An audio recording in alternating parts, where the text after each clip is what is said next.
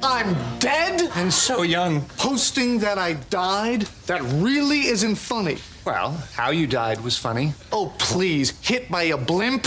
It kills over 1 Americans every year.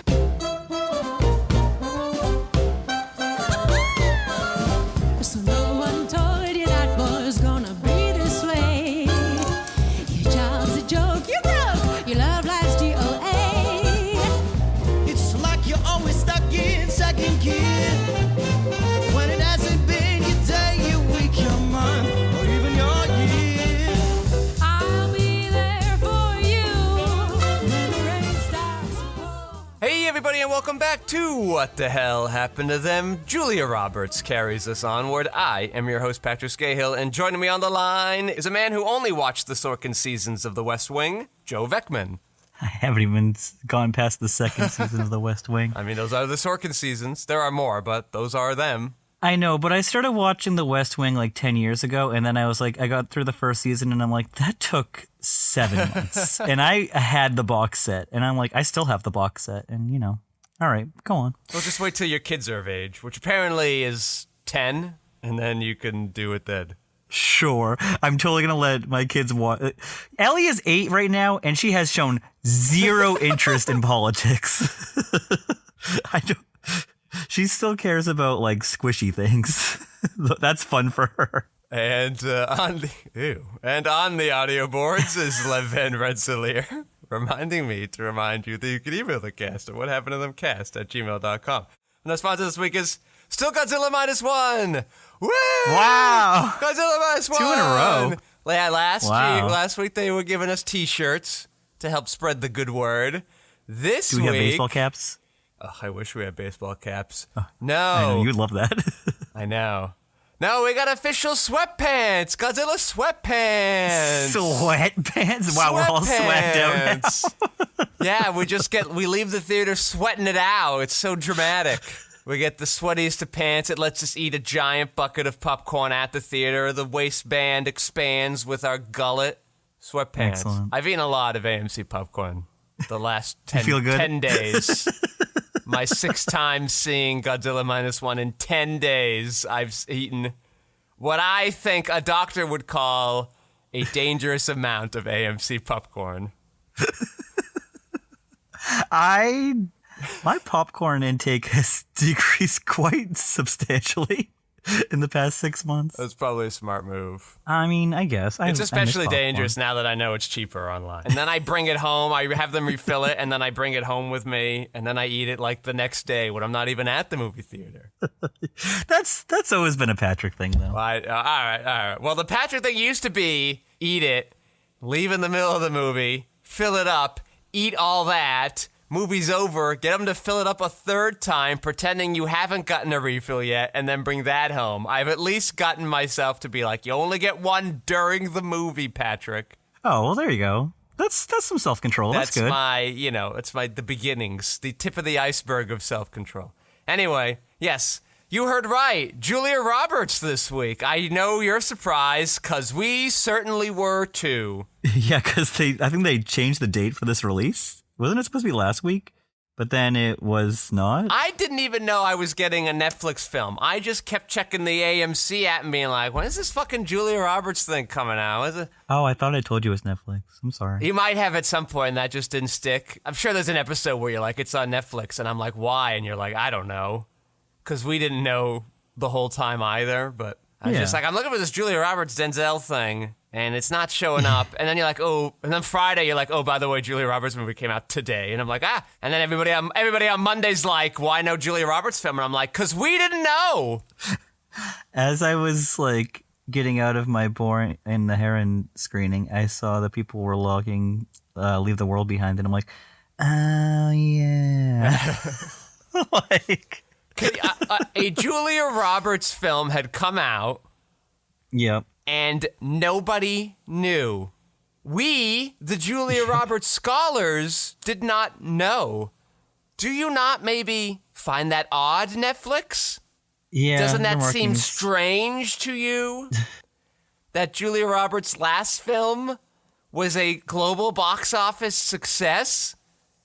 With George. And we didn't know her next movie came out? Yeah.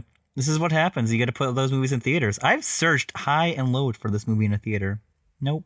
No luck. I just don't get it. And sometimes you will put movies in the theater. You didn't want to put this. You Sometimes. put fucking Red Notice in the goddamn movie theater, and you didn't put this?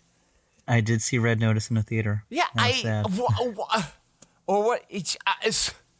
All right. So what movie is it? What is it called? What is it actually called for everybody? What is it called? Yeah. It is called Leave the World Behind, directed by Sam Esmail. That's right. Suburban Mr. Robot. Yes. And The Dark Knight without The Dark Knight. Yep. Crash, but the crash isn't the important part. Yes. Yeah. Not the important part. Not the important part. There you go. All right. Well, what happens in this movie? What happens?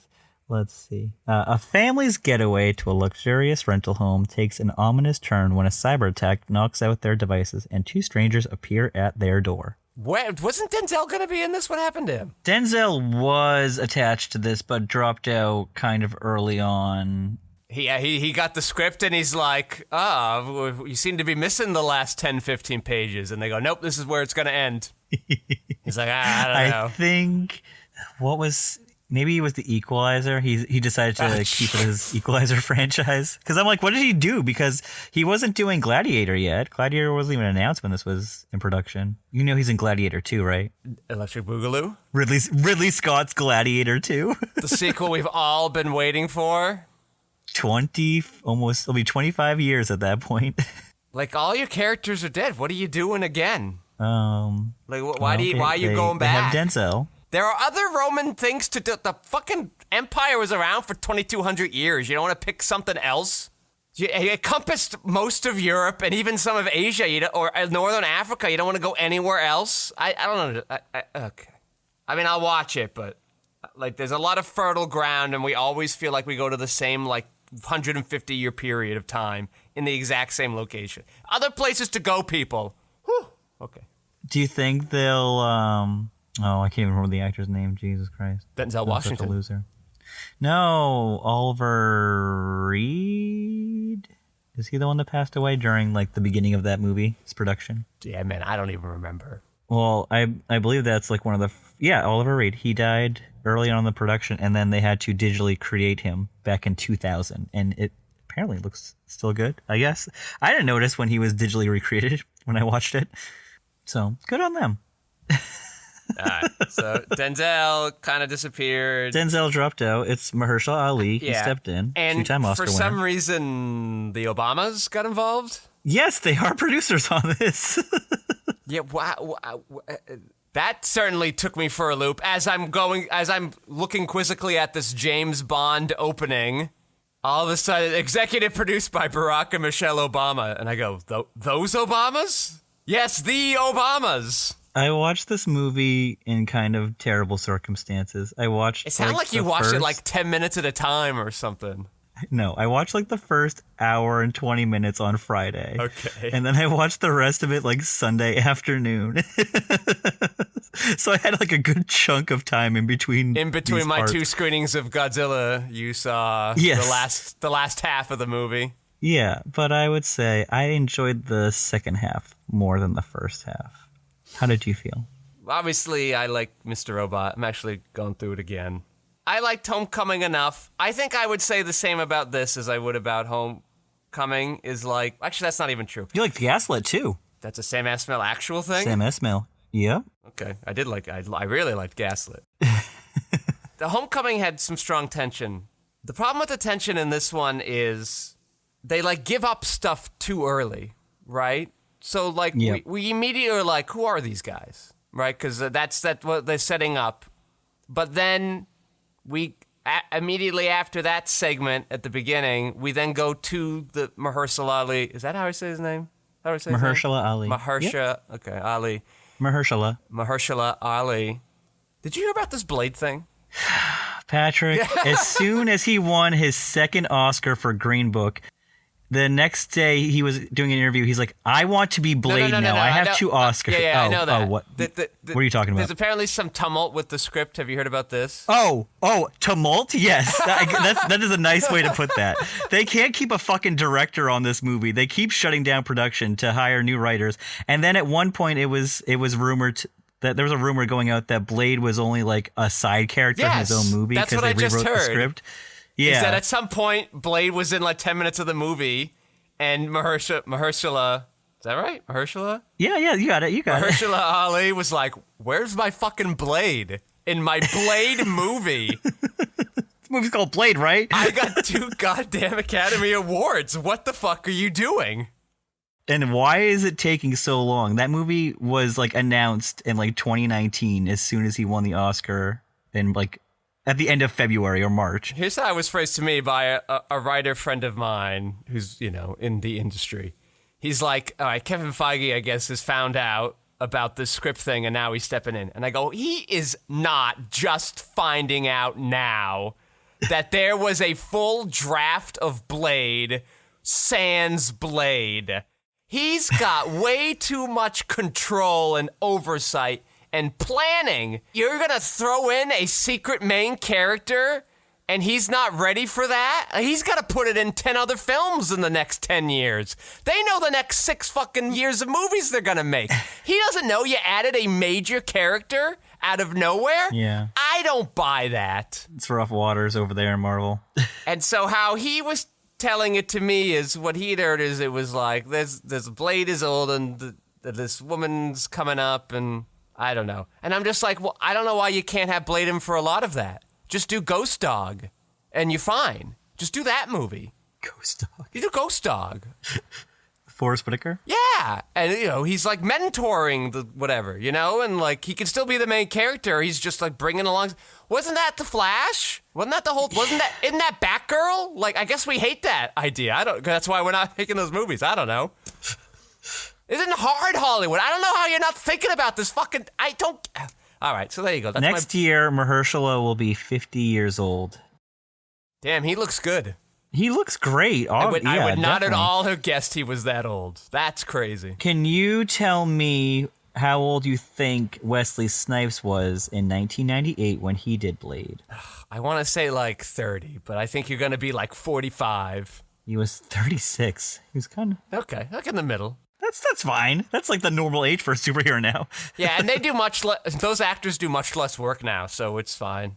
They mostly make computer stunt people now. Yeah, like I bet Wesley had to actually do some like... He had to do actual kung fu or whatever. Actual training. Yeah. Well, he's got swords and stuff. Yeah, exactly. All right. So they come in, we follow them, and they immediately kind of corroborate their own story privately. And I go, well, that takes some of the fun out. Like, I now immediately know, like, I should be on their side. And then we're also, like, you're kind of giving us dramatic irony where, like, radio broadcasts and computers are giving us information that the characters don't know. I don't want that either. I want to be on the journey with them. Why are all these animals wandering around? Like, when the radio thing came on and they're like, oh, the migration patterns have changed. And we're like cutting between a real tight close-up of that and like Ethan Hawke walking the streets. I go, this sounds like some Netflix executive was like, if the audience doesn't know why the animals are roaming around, they're just gonna tune out. And so he's like, fine, just fucking jump that in there right there. Shut the fuck up, you assholes. Don't know anything about any tension. And so like you have to now rely on this gun, which barely ever mattered anyway. You didn't even give me the full Chekhov's gun. The characters keep giving us their background story when I'm not sure what it still is. I don't know. You kind of, you sort of ruined a lot of the tension opportunities that you had, I think. So it's based on a book that came out like mid-pandemic in 2020. And so Sam Esmail's like, I read this book, and I'm going to make this movie. And Netflix said, would you like too much money to make that? And he's like, yes, please. How much do you think? Do we have a budget on this? I'd like to know. Netflix never releases the budgets because they know they're being idiots and they're tired of getting made fun They've of. released budgets. They put $200 million down for Red Notice. We remember that. Don't you remember that movie cost $200 million? I know, and then they heard us jabbing at them, and they're like, all right, no more gag order on everybody. What the hell happened to them keeps making fun of us. For that? Yeah, I was thinking about that as I'm watching Godzilla. I'm like, this is 20 Red Notices. Yeah, you're right. They didn't release it. Yeah, shocked. I'm shocked. Interesting. If I were doing a Julia Roberts podcast, I wouldn't know about this movie. I would not know. And I like Sam Esmail. I would not know. I guess this movie is competing with Leo. It's competing with May, December. They've got a weird slate right now. Next week, I believe, is okay. Next week is the Zack Snyder movie.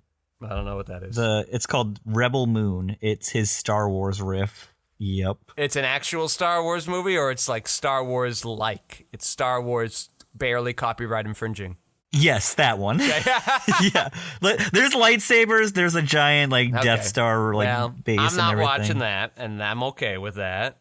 I don't know who would be interested in that, especially if it's not playing any theaters. I haven't seen any of these Netflix movies recently in theaters. Like The Killer, I want to see David Fincher's The Killer in a theater. Like that Lincoln Cinema World that I tell you about all the time that we used to go to used to play the Netflix movies there that were coming out. That's where I saw a lot of the Netflix movies that were like Red Notice. Like I saw Don't Look Up. I saw Tick Tick Boom there. Like all those big 2021 movies, but nothing. Netflix is bunkering down. All. Yeah. It's a bad idea to not put these movies they did Glass Onion last year.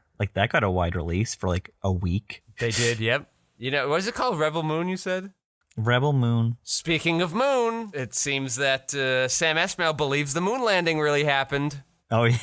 You think so? Yeah, he cuts to the moon and it shows the flag. Yeah, you're letting us know too. Right, so the movie doesn't have an ending, and basically their big ending is Julia Roberts and the other girl, I don't know her name. Excuse me. It does have an ending. Hold on. No. Yeah. I'll get there. I'll get to that fucking thing. And and it cuts to Julia Roberts and the other girl, and they're like there's this big long dramatic thing where we're looking at them looking at something else, and then when we finally cut, it's the world's on fire or whatever. And I go, well, yeah, we know that. You've already showed that to us 4 different times. It's not big anymore. I'm not impressed now. I'm not oh my God, it's real. Because you already blew your load. You blew it. All right, talk about the Friends thing. How much do you think it cost them to show all these Friends clips? Is that where a third of the budget went? The licensing? Well, they have to. Does Netflix still own the rights to the Friends, or is it somewhere else now? No, they went back to Max. They're on Max. They're a Max exclusive. Those poor bastards. Netflix paid a lot of money to have that show for 3 years. And the Office. They lost The Office. Netflix is releasing their movies not in theaters. That's very nice of them. What can I tell you, though? Well, we got Kevin Bacon coming back. It was so nice to see Kevin Bacon in his one scene. Yeah, we see him at the beginning, and all of a sudden, I've got 25 minutes left of the movie, and I go, what is Kevin Bacon? Is that all they paid him for? What are they doing? They previously appeared together in Flatliners. I know. I was just is this the third time? Did we do it? And then I just couldn't remember a second Kevin Bacon one. Just 2. We've seen a lot of Kevin Bacon films through our podcast and for Watergate Watch, but not with Julia, I guess. And they may have never met each other on this set either. Yeah. Because there is one scene that they have, and they may have not been there at the same time. I have no reason to believe that. None of this trivia is interesting at all, though, so I don't... I don't know if you remember the flamingos, but they looked pretty bad. This is why I would have appreciated a theater viewing, but I don't know if that would have helped it much. I thought a lot of the CGI looked really awful in this. Yes. And again, Godzilla cost $10 million. I'm just saying.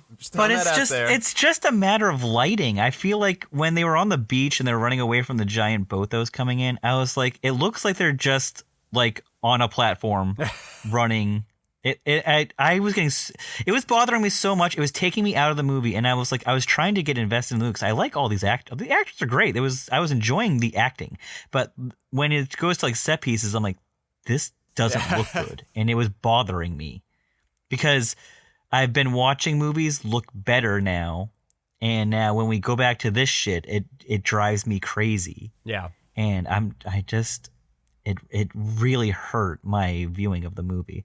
Like the deer looked a little better when they're close up. Like when you just see like the eye, like the really like a quarter of the face on the screen. But when you're like zoomed out and you see the movements, they're just a little too jerky. They don't seem like real movements. It looks computerized. That was another issue with the climax is that I didn't realize was our climax. Yes. I'm not fucking scared of these deer. Like, okay, it's like 40 deer around you. They're deer. Who cares? Whatever. And then they're not going to eat you. Yeah, they're fucking deer. I don't understand. I guess they could like. That was the you best with the animal antlers, you could think of. But most of them didn't even have the antlers. It was like a couple of them. The rest were just like dumb old regular deer. I don't. And then Ethan Hawke's got to like try to do a gun standoff. That also resolved very easily. Like I've seen standoffs in movies before be very tense. You can look at any Leone film or what, like it can be done. It was not done here. You jump right to Leone. You could be a master at the genre. You could be a master, or you could just be mediocre. You could just be Sam Esmail. And Sam Esmail does some good directing.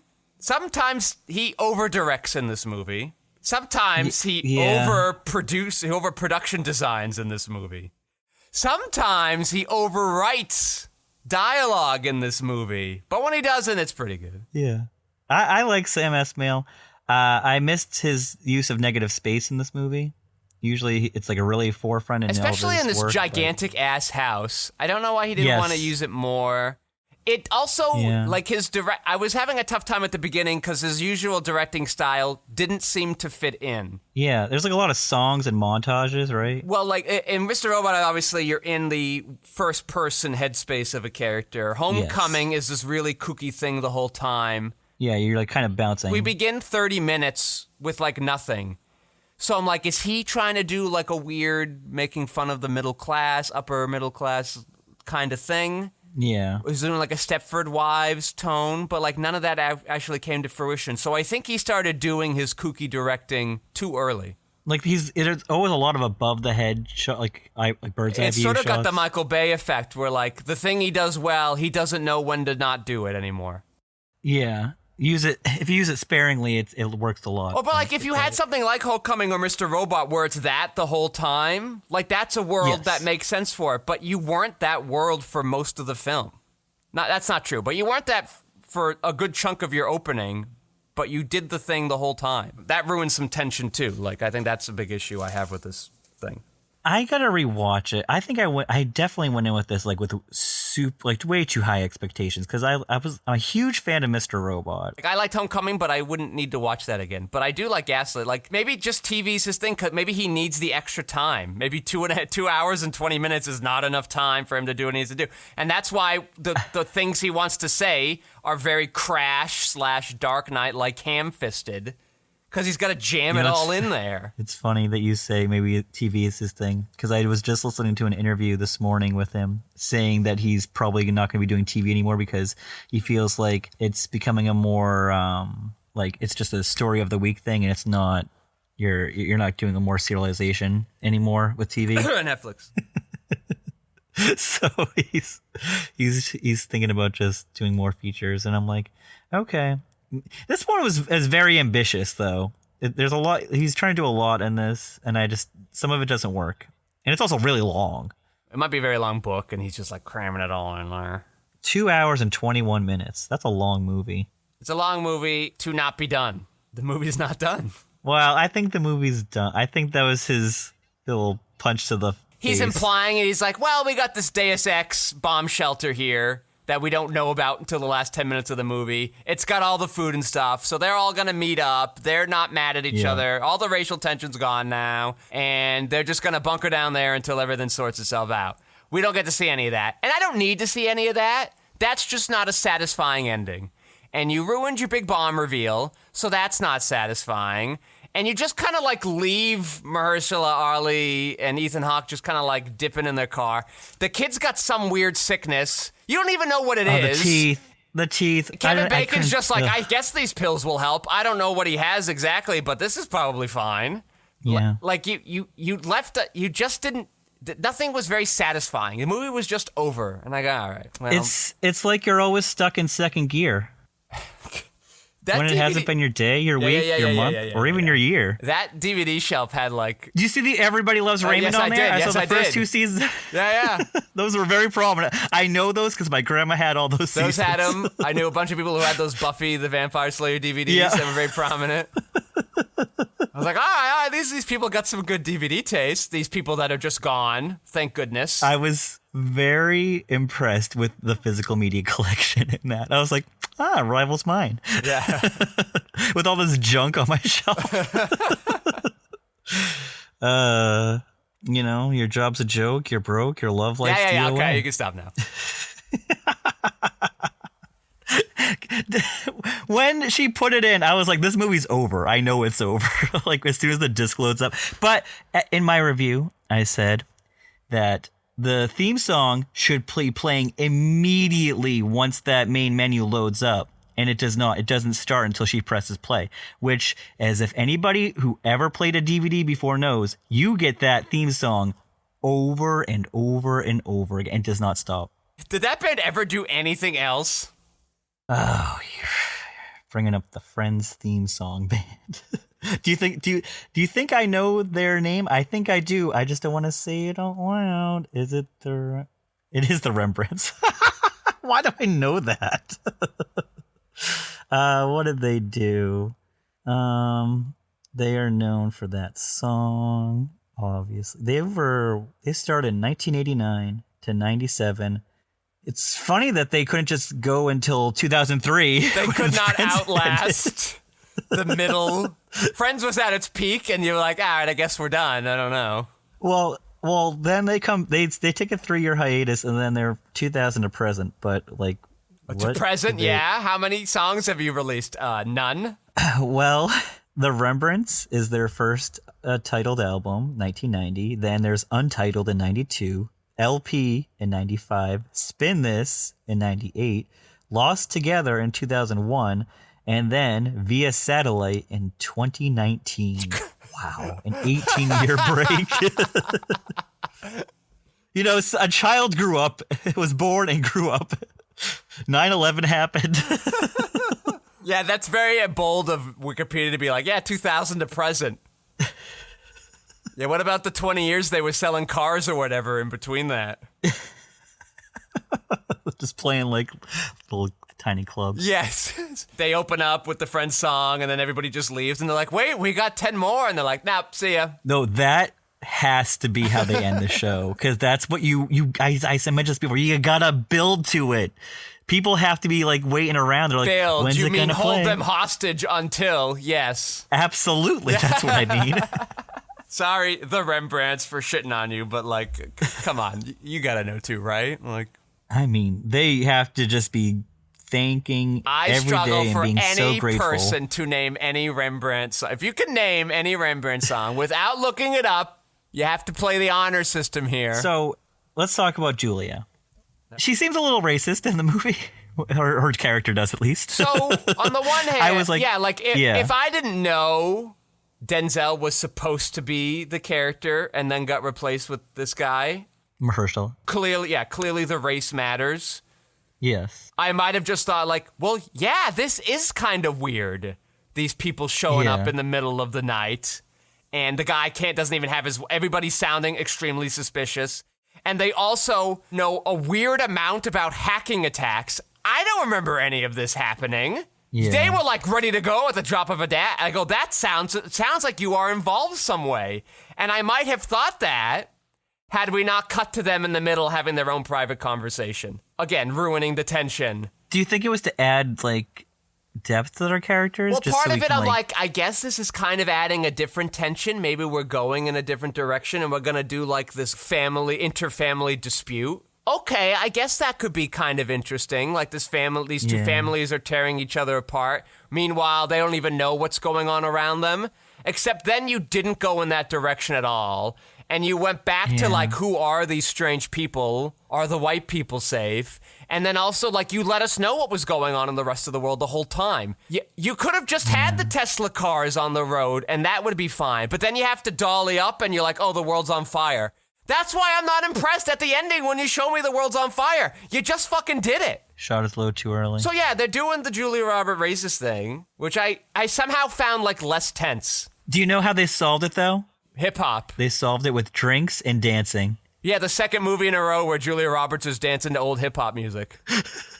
On the podcast I listened to, Julia Roberts was on there. She was doing an interview, and she mentioned this story that she was at a restaurant with some friends of hers, and that song came on, and the waiter comes over to her, and she's like, "I love Sam Esmail. I'm so excited for your movie to come out." And he like knew the song was playing in it, and she's just like, "This song really freaks me out now, so I wish you would turn it off."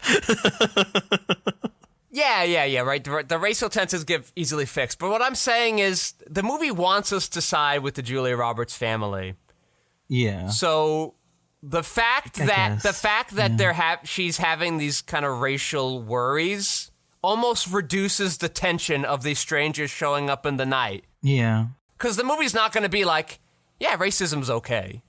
So I know they're actually not going to be bad guys like right then and there, but you keep wanting to play with that for like another 10 minutes, and then you kind of reveal that they're not bad guys anyway when they have their own conversation. So I just don't think you've made a very strong, tense thing. And part of me is like, well, maybe that was good because the only thing about Homecoming that was astounding was your tension. So like once you've watched it once, like a lot of the fun of the show goes away. But then you didn't even have fun parts beyond the tension in this anyway. And if you're not going to do the tension right, like what is the success of your film? Yeah, I mean, why I said I like the second half more when as I split it up. When the kid gets sick because he says he was bitten by a bug in the forest or whatever, and then his teeth start falling out, and then Julia doesn't know what to do, and Ethan's like freaking out, and he's just like, we got to do something, and they're like trying to like corral the other family to like help out, and like we got to like get some medicine for the kid. That's when I'm like, okay, we got to get this kid like help now before maybe he's gonna die. There's new stakes now that are like it's amping it up a little bit more, and they don't have any tech, and they're saying like I think it's either Julia or Ethan both are like, I live on my phone. I rely so much on it. I feel so useless without my phone. And like that, the technology aspect is like really hitting home for like how like dependent they are on it. He just feels like I think Ethan Hawke said that he feels so useless without his phone because he's like, I can't look up how to like get you help. I can't like look and see where I have to go to get you help. And like that's where like a lot of the tension lied for me. Like, and then once that was like solved, he got the pills and that was kind of over. I'm like, okay, is he okay So right now? before that happens, you have an actually interesting scene, right? Mahershala and his daughter in the bed. And she's like, listen, when shit goes down, we're fucking them, right? Like, we can't trust white people. And he's like, well, we got to try. She said, no, it's me or them. And I go, okay, this is kind of interesting. And then this kid gets sick. Here's the problem with both of those things. One, once the kid gets sick, the families immediately kind of work together. So, like, I'm not worried about Mahershala Ali turning against them now and listening to his daughter. I never had that fear And then 5 minutes later, the daughter is now like, all right, Julia, I guess we see eye to eye now. And then Julia just like saves they're working her. together. Like immediately they solve that. And then like the kid gets sick and they're like, oh no, we have no hospitals. What are we going to do? And I go like, well, damn, yeah, that is going to be tough. And he goes, this guy I know has pills. And I go, all right, well, done. It's over. He's got magic pills. We don't even know what's wrong with the boy, but he's got magic pills that's going to work. They're little blue pills. And the problem I have with Ethan Hawke's thing is that is such a small part of anything he's doing in the movie is this reliance on the cell phone. Why I know he's having such a hard time with the cell phone is because he's telling me. He is telling me with his words. This is not a tense visual thing. Sam Esmail, I know you can direct visually. I've seen you do it. Because you had to compress the space. There was no time to seeing him in the beginning needing the cell phone too much. And then during the movie freaking out because he doesn't have a cell phone. He doesn't know what to fucking do. She's the one who's like, oh, my cell phone's not working. I'm getting the news on there. He's like, all right, whatever. I would have cut 20 minutes out of He this has to easily. tell me he's getting lost without the GPS navigation. Because I'm just seeing him drive down a road. I don't know that he's lost. Why would I know? Yeah. He's got to go back and have a big monologue about it. Yeah, the red flyers though, that is quite an image to see. Well, like he's just driving down the highway and all the red flyers are flying down. I like that. That I'm fine with. Just trying to find positive things to say. Having that, but also knowing the world's ended, like I go, I don't. At some point, I don't even care if it's the Iranians or the Koreans, right? Because at a certain point, you've let me know there is a global catastrophe happening. Where if I don't know what's going on and that falls down, that's a lot more notable and scarier and tenser. And that's what whoever the bad guys are wanted to do, as Mahershala Ali tells us at the end. They want to spread misinformation. So it might have been neat to get that and then some other kind of weird piece of like, oh no, I didn't think it's them because I think it's this. Like that, they should have given us that misinformation right there in that same area. All right, go on. I think this movie needed like a little less time with these families, or... I think you needed more time, apparently, to do the things. I would have had them interacting with like other characters. Like let them find someone on the highway and like have them interact with them so that they're like the more of misinformation spread, because that's what this movie's about. It's just like no one knows what's going on because like there's nothing, like their technology is failing them. The movie's like, our society is so dysfunctional because we're all turning against each other. They were able to sow these seeds with ease. So you interacted with each other, and whatever problems you guys had, you got over very quickly. And then there's only one other person you met, is Kevin Bacon. And you guys have worked that out with money at some point. So where was the tension? Like I thought like, oh, the line about bartering though, where he's like, we had an old fashioned bartering system. He's like, no, we don't. Yeah, you just took my money. Like the daughter breaks into those people's house with the magic bunker from out of nowhere. Yep. And I'm like, oh, they're gonna be mad that she's like eating her food or whatever, and they're gonna like shoot her, and then everybody's gonna have to like rescue her. Oh, all that food, all that garbage food. Those people just aren't there. Problem solved. The Huxleys or whoever they are, they're not there. There's just nobody around. So how do I know that that's the theme of your movie? Like, it's not there. I never thought these two families they just kind of like didn't like each other. Because like the daughter thought they were racist. Julia Roberts is like, who the fuck are you people?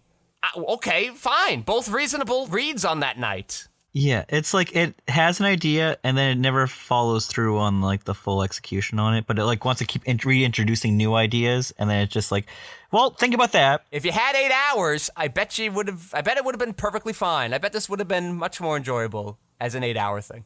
Yeah, I mean, unfortunately. And I'm a movie guy.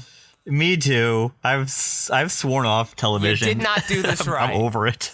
The Babylon factor, I call it. Needed to be a TV show. Shut the fuck up. Not a good movie. Needed to be a TV show. No, you're wrong. You're wrong. Why'd you have to bring that one up? Out of all the movies, because that's the one. That's the first time I was like, this needed to be a TV show. You didn't stop. Also rushed. Perfect, also quick. Also not enough time with the important characters. Also having to tell us a lot instead of showing us a lot. It does show us a lot, though. It shows us a lot of irrelevant things. It's just like spectacle. Ha! Okay, but what about these? You have 3 major characters. You're not giving them enough time. I think that you weren't expecting a movie to start off with a lot of elephant doo-doo, and you were like, well, you lost me, and you were trying to get back on board. That was it. You're not a fan of number 2 jokes. I mean, the first time I saw that movie, and I was like, oh, we are in for it. Hell yeah, he's back, baby.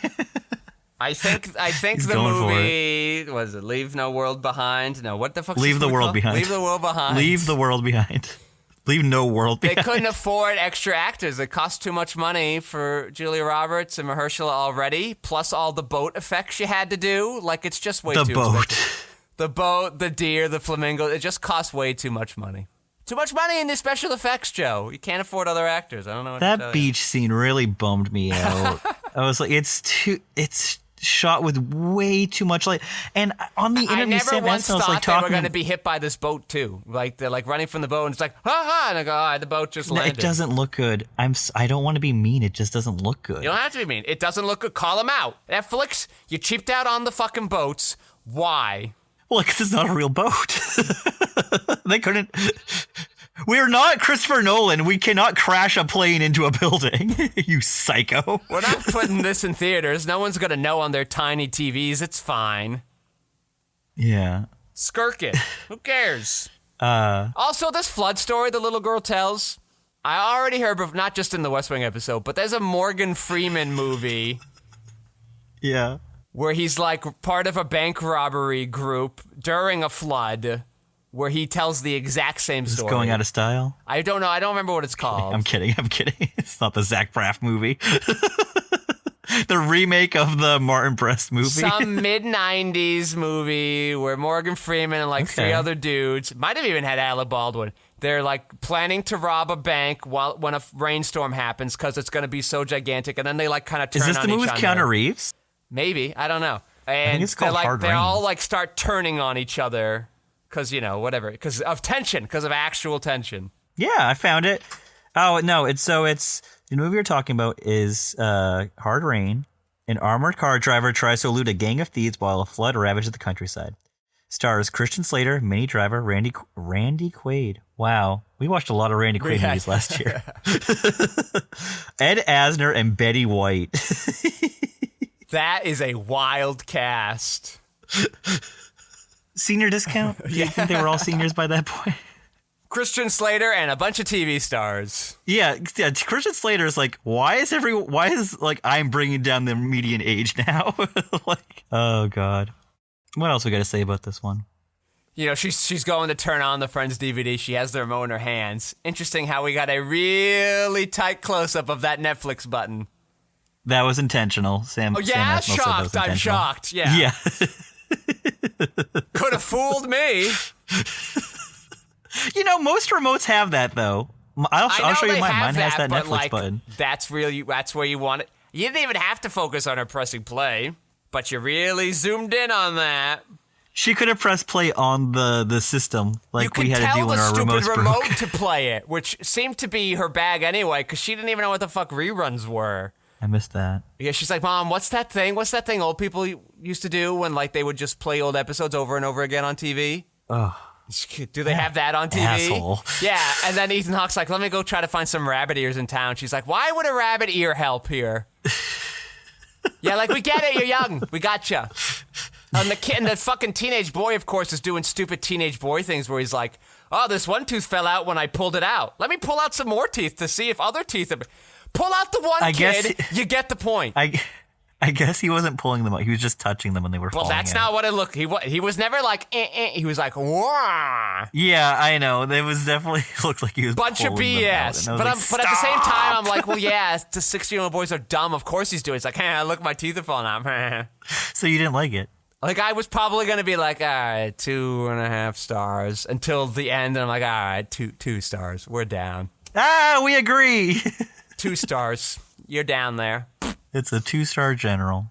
I'm trying to give him the benefit of the doubt, but no, this was a swing and a miss for me. A lot isn't work. It reminded me of what's that? It comes at night. Remember that thing? Yes, the Trey Edward Schultz movie he did before Waves, a masterpiece. Swing and a miss. I felt, and it also like about inter-family tensions. Yeah, during like some kind of pandemic thing. Yeah, swing and a miss. So nobody can figure this out, I guess. It can't be done. I don't know. It is kind of difficult, especially after all of us living through an actual pandemic. It's hard to recreate some of those moments. That movie, I think, got closer to its goal, but was somehow more boring than this one. It was boring. It's sad. It was a little boring. I haven't watched it since I saw it in the theater. Yeah, but Waves is so good. Waves is great. So I'm like, okay, he still has it. That was just a thing he tried and it didn't work fine. Yeah. Sophomore slump, we call it. It happens. I'm glad that he got right back up there, though. It's been 4 years. I hope he's going to make something next year. Yeah, but like a pandemic happened and stuff. I kind of get why maybe there's a bit of a delay. In that delay, Martin Scorsese made a 3.5-hour epic. He had The Irishman. Okay, but he's Martin Scorsese. He can make anything happen. Like, Trevor Schultz is like some guy with a movie and a half that were successful. A movie and a half? Are you saying Waves is a half? No. I'm saying Waves is notable success that executives and producers Krisha can look at. I love Krisha. Of course, I love Krisha. I don't think most people are looking at it and be like, yeah, let's give this guy money. I just don't think so. Like, that's how boring producers are these days. That's just the problem. It's just he's going to have trouble making a movie because he's some unknown guy making weird shit. And Martin Scorsese's been doing this for, 30 years. So, like, it's just going to be easy for him to do whatever he wants. He could be making way more movies. He's just taking his fucking time. I have good news. What? He has an untitled film in post-production at the moment. Still untitled. Interesting. Well, sometimes it comes to you later. Sometimes it comes at night. Yes, okay, thanks. I All got there right, before you. what are your last looks? My last looks were, exactly what we were talking about, though. Swing and a miss. Sam, don't go to TV, please. Just try again. Try another movie. No, go back to watch TV. it. I don't trust you. Go back to TV. Okay, well, Patrick says TV. He's wrong. And Joe says, try another movie. Because, Wasn't that the thing with Mr. Robot 2? Was like he hours. wanted it to be a movie, but it was way, way, way too long. Yeah, well, he wrote like a 500-page screenplay or whatever. His stories just might all be way too big. They just might be way too big. That just might be the subject matter that he's not interested in doing like a small character study. He's interested in politics on a global scale and humanity on the macro level. You cannot do that as a movie. So stop it. Well, what do you think would be his next show, though? I don't know. He's done a lot of technology stuff. Is that his thing? Do you think he continues exploring? Gaslit did not have technology per se, but it had. That's true. Well, yes. Sorry, I just wanted to say I misspoke. He only executive produced that. I don't think he directed any. Okay, yeah, episodes. that sounds right to me. But he did have he got the project going, and Yeah. he was an executive producer on it. It might be just because he was able to get Julie. Was that before or after Homecoming? It's after, right? That's after Homecoming. That might have been why. Like, he just was able to get Julie to sign on board the project, and boom, executive producer credit. Could be as easy as that. That happens all the Now time. he's got some little money to line his pocket for his next thing. All right. Well, your last look, swing and a miss. My last look, why does Julia Roberts do this movie? She apparently has a really great relationship with Sam Esmail. I can back that up because on the interview I was listening to, she said, "If Sam calls, I will answer." Wow, must be She nice. said. She wants to work with them for as long as possible. Okay. So I'm like, okay, that's Good place a fun to be. collaboration, Yeah. though. Sometimes it works, sometimes it doesn't. But you know what? It's fun to see a relationship grow. Yeah. And it's not like the theme it wants to state ham-fistedly is certainly worth it, right? Or we are a world that's Yeah. dysfunctional and tearing each other apart, and like this could really happen. Fine, but I would just like it in a more interesting. I would just like it in a more interesting way. That's all. I agree. Okay. All right. Well, I'd like to thank our sponsor, Godzilla Minus One. Go watch it. If you haven't seen it yet, you're gonna feel like one of the few. Go watch. Everybody I know is watching it. I won't be. I promise. I'm going to see it yeah. before it leaves theater. I will make that promise to Some you. Godzilla sweatpants. Bring your sweatpants. You're gonna need it. You're gonna sweat. You're gonna get fat. Bring the sweatpants. You're going to sweat. You're going to get fat. That doesn't make any sense. Usually when people sweat, they're burning calories. And I'd like to thank Rembrandts for buying those audio boards and keeping it sound so slippery smooth. I'd like to thank my co-host Joe Vekeman for stopping by. Oh, thank you. And I am your host, Patrick Scale. You can find my features, documentaries, short films, video essays, animations, behind-the-scenes footage, and so much more at QuixoticUnited.com and social media, presumably with a similar sounding name. Thank you all for listening. Joe, say goodnight. Good night. Someone to face the day with, make it through all the rest with, someone I'll always laugh with, even at my worst I'm best with you.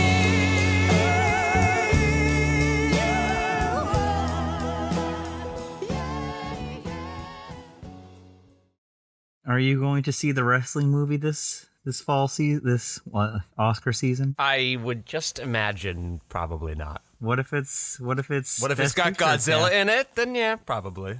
Jesus Christ. Did you go see the movie? Godzilla? Yes. No, I didn't get to. What the fuck, Joe? I'm gonna see it soon. You're just been never tired. gonna see it. It's never gonna happen.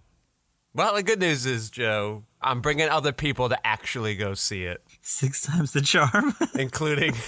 including twice in one day, which might have been the craziest thing.